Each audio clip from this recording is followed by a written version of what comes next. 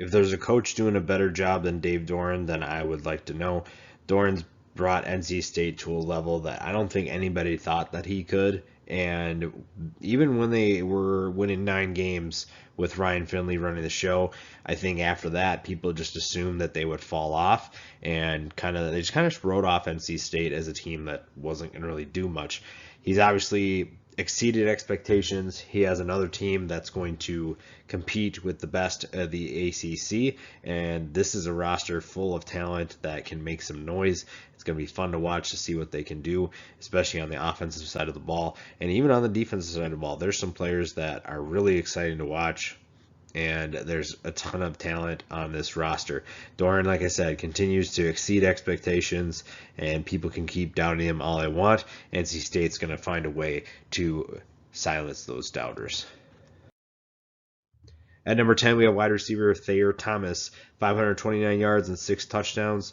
With Devin Leary settling in as the starting quarterback, he's going to need more than just one go-to wide receiver. Thomas provides him with that exactly. Number 9, running back Ricky Person Jr., 643 yards and 4 touchdowns as the backup running back. We will talk about the starter in just a little bit.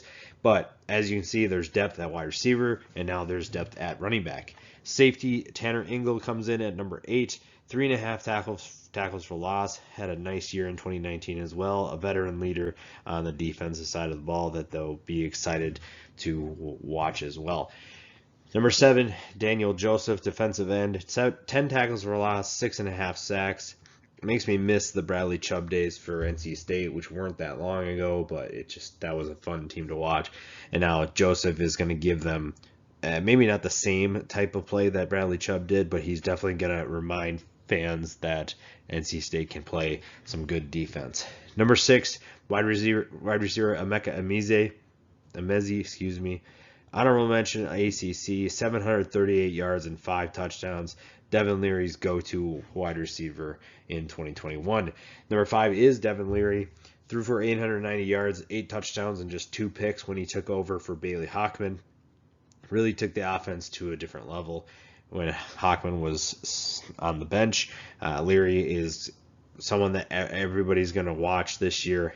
All eyes are on him to take this offense to a new level, and with the talent around him, there's no reason why he can't be successful. Number 4 is linebacker Isaiah Moore. Honorable mention in ACC last year, 94 tackles, 11 tackles for loss. Those are insane numbers, but they did not lead the team. I'll talk about the guy who did that here in just a little bit. Number 3, running back Zovan Knight. 3rd-team All-ACC last year with his 788 yards and 10 touchdowns. A lot of people think that he's due for a 1,000-yard season.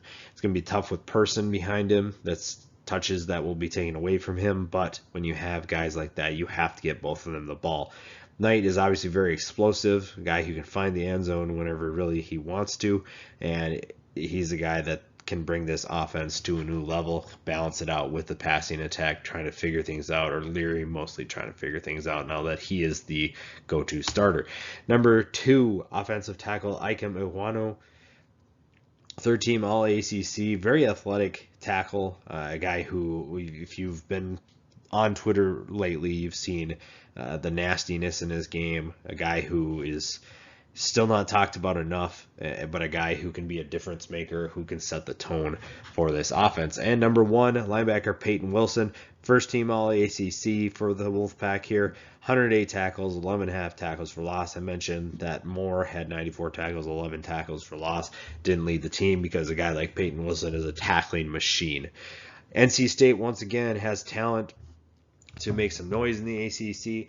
I don't know if they're going to compete for an ACC title, but I think people are going to continue to doubt them, and this is a team that is going to surprise people again this year. I mean, everybody knows a little bit more about them. They know that there's talent on this roster, but I think people are still overlooking them, and that's something that I wouldn't advise anyone doing this year.